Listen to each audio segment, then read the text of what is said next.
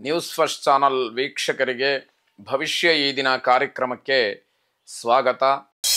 ಮೇಷರಾಶಿಯವರಿಗೆ ನಿಮ್ಮ ಕೆಲಸ ಕಾರ್ಯ, ನೀವಿರತಕ್ಕಂತಹ ಒಂದು ಸ್ಥಾನ ಇತ್ಯಾದಿಗಳನ್ನೆಲ್ಲ ಗಮನಿಸಿದಾಗ ಹೆಚ್ಚಿನ ಗೌರವ ನಿಮಗೆ ಸಿಗ್ತಕ್ಕಂಥದ್ದಾಗತ್ತೆ. ಹೆಚ್ಚಿನ ಮಾನ್ಯತೆ ಅಥವಾ ಹೆಚ್ಚಿನ ಒಂದು ಸ್ಥಾನಮಾನಕ್ಕೆ ಇನ್ನೂ ಅವಕಾಶಗಳು ಸಿಕ್ಕುವಂಥದ್ದಾಗತ್ತೆ. ವ್ಯಾವಹಾರಿಕವಾಗಿ ಉತ್ತಮವಾದಂತಹ ದಿವಸ. ವ್ಯವಹಾರದಲ್ಲಿ ನಿಮ್ಮ ಆಲೋಚನೆಗಳು ಅಥವಾ ನಿಮ್ಮದೇ ಆದಂತಹ ಕೆಲವು ಟೀಕೆ ಟಿಪ್ಪಣಿಗಳು ಇವೆಲ್ಲವನ್ನ ಸರಿಪಡಿಸಲಿಕ್ಕೆ ಅಥವಾ ಸರಿಯಾದಂತಹ ರೀತಿಯಲ್ಲಿ ಆ ಕೆಲಸಗಳನ್ನು ನಿರ್ವಹಣೆ ಮಾಡಲಿಕ್ಕೆ ಅವಕಾಶಗಳಿದೆ. ಪ್ರೀತಿ ಪಾತ್ರರ ಜೊತೆಯಲ್ಲಿ ಉತ್ತಮವಾದಂತಹ ಬಾಂಧವ್ಯ ಇನ್ನಷ್ಟು ಮತ್ತಷ್ಟು ಹೆಚ್ಚಾಗುತ್ತೆ.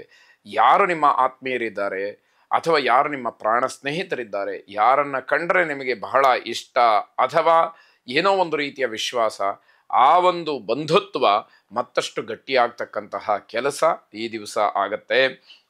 ಉದ್ಯೋಗದಲ್ಲಿ ನಿರಾಸಕ್ತಿ ಉಂಟಾಗಬಹುದು. ವ್ಯವಹಾರವನ್ನು ಗಮನಿಸಿದಾಗ ನೀವು ಮಾಡ್ತಕ್ಕಂತಹ ಉದ್ಯೋಗ ಏನಿದೆ ಅದರಲ್ಲಿ ಆಸಕ್ತಿ ಕಡಿಮೆ ಆಗ್ತಾ ಹೋಗುತ್ತೆ. ಸ್ವಂತ ನಾನೇನಾದರೂ ಮಾಡಬೇಕು ಅನ್ನುವಂತಹ ಭಾವನೆ, ಬೇರೆಯವರ ಕೈ ಕೆಳಗೆ ಕೆಲಸ ಮಾಡಬಾರದು ಅಂತಕ್ಕಂತಹ ಚಿಂತನೆ, ಇವೆರಡೂ ಕೂಡ ನಿಮ್ಮದಾಗುವಂಥದ್ದಾಗತ್ತೆ.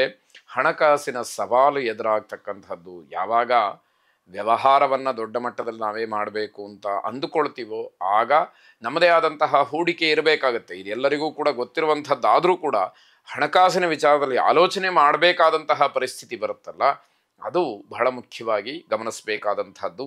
ಸಾಯಂಕಾಲದ ಹೊತ್ತಿಗೆ ಶುಭ ಸುದ್ದಿ ಇದೆ. ಮನಸ್ಸಿಗೆ ತುಂಬ ಹರ್ಷವಾಗ್ತಕ್ಕಂಥದ್ದು. ನಿಮ್ಮ ವ್ಯವಹಾರಕ್ಕೆ ಅನುಗುಣವಾದಂತಹ ಯಾವುದೋ ಒಂದು ಅನುಕೂಲ ಅಲ್ಲಿ ಕಾಣುವ ಸೂಚನೆಯಾಗತ್ತೆ. ಇಷ್ಟ ದೇವತಾ ಪ್ರಾರ್ಥನೆಯನ್ನು ಮಾಡಿ ಶುಭವಾಗಿ. ವೃಷಭ ರಾಶಿ, ಪ್ರಯಾಣವನ್ನು ಮಾಡಬೇಕಾದಂತಹ ಅನಿವಾರ್ಯತೆ ನಿಮಗೆ ಕಾಣಬಹುದು. ಅನಿವಾರ್ಯವಾಗಾದರೂ ಕೂಡ ನೀವು ಪ್ರಯಾಣವನ್ನು ಮಾಡಲೇಬೇಕಾದಂತಹ ದಿವಸವಾಗುತ್ತೆ. ರಾಜಕೀಯ ವಿಚಾರಗಳು ಬೇಡವೇ ಬೇಡ. ಯಾವುದೇ ವಿಷಯಕ್ಕೆ ಸಂಬಂಧಪಟ್ಟ ಹಾಗೆ ರಾಜಕೀಯ ವಿಷಯ ಅಲ್ಲಿ ಪ್ರಸ್ತಾಪ ಆಯಿತು ಅಂತಾದರೆ ನೀವು ಸುಮ್ಮನಿರ್ತಕ್ಕಂಥದ್ದು ಅಥವಾ ನಿಮ್ಮ ಸಮಯವನ್ನು ಒಂದಷ್ಟು ತಗೊಂಡು ಬೇರೆ ಸಮಯದಲ್ಲಿ ನಿಮ್ಮ ವೈಯಕ್ತಿಕವಾದಂತಹ ವಿಚಾರಗಳನ್ನು ಪ್ರಸ್ತಾಪ ಮಾಡ್ತಕ್ಕಂಥದ್ದು ಒಳ್ಳೆಯದಾಗಿರುತ್ತೆ. ಆಸ್ತಿಯಿಂದ ಲಾಭ ಖಚಿತವಾಗಿದೆ, ಆದರೆ ನಿಧಾನವಾಗ್ತಕ್ಕಂತಹ ಸಾಧ್ಯತೆಗಳು ಹೆಚ್ಚಾಗಿದೆ. ಹಾಗಾಗಿ ಆಸ್ತಿಗೆ ಸಂಬಂಧಪಟ್ಟ ಹಾಗೆ ಏನೋ ಒಂದು ರೀತಿಯ ನಿಧಾನಗತಿಯ ವ್ಯವಹಾರ ನಡೆಯುವಂಥದ್ದಾಗತ್ತೆ. ಸರ್ಕಾರಿ ಉದ್ಯೋಗಿಗಳಿಗೆ ಸಮಸ್ಯೆ ಆಗ್ತಕ್ಕಂತಹ ದಿವಸ. ತಮ್ಮ ಉದ್ಯೋಗದಲ್ಲಿ ಸರ್ಕಾರದ ವತಿಯಿಂದ ಏನೋ ಒಂದಷ್ಟು ಅಡ್ಡಿ ಆತಂಕಗಳು, ಕೆಲವು ಸವಾಲುಗಳು, ನಿಯಮ ನಿಬಂಧನೆಗಳು, ಹೊಸದಾದಂತಹ ಕೆಲವು ಆದೇಶಗಳು ನಿಮ್ಮನ್ನು ಕಾಡುವಂಥದ್ದಾಗತ್ತೆ.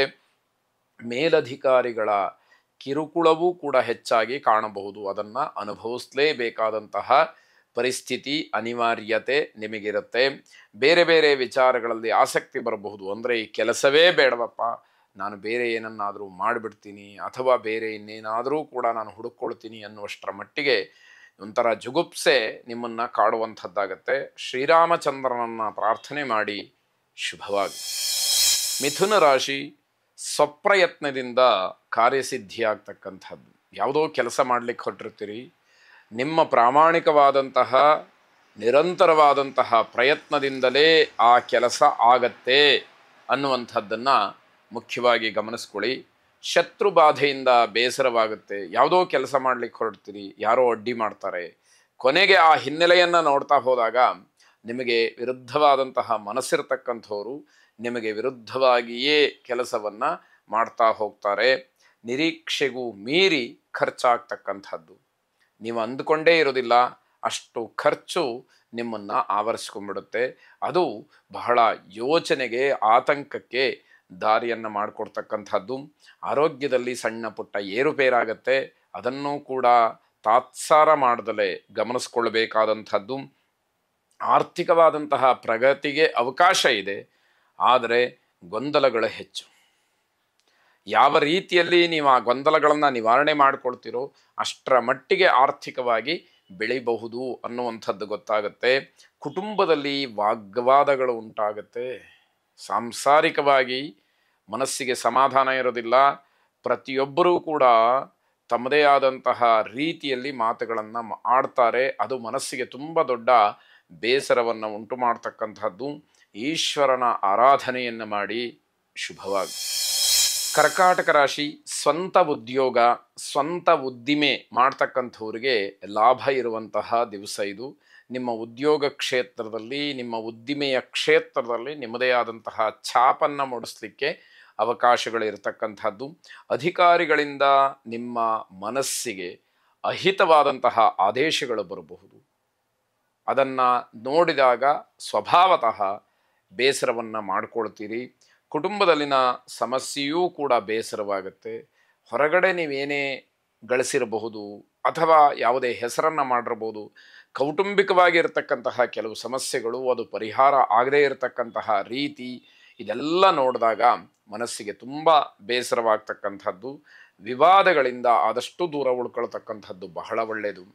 ಆ ರೀತಿಯ ವಿವಾದಗಳು ನಿಮಗೆ ಎದುರಾದಾಗ ನೀವು ದೂರ ಸರಿತಕ್ಕಂಥದ್ದು ಬುದ್ಧಿವಂತಿಕೆಯಾಗತ್ತೆ. ಮಾತಿನ ಮೇಲೆ ಹೇಳ್ತಾ ಇರಬೇಕು. ಯಾವಾಗ ನಮಗೆಲ್ಲವೂ ನಕಾರಾತ್ಮಕವಾಗಿಯೇ ಫಲವನ್ನು ಕೊಡ್ತಾ ಹೋಗುತ್ತೆ, ಆಗ ನಮ್ಮ ಮನಸ್ಸು ವಿಕೃತಗೊಳ್ತಕ್ಕಂಥದ್ದು ಕೂಡ ಸ್ವಭಾವ.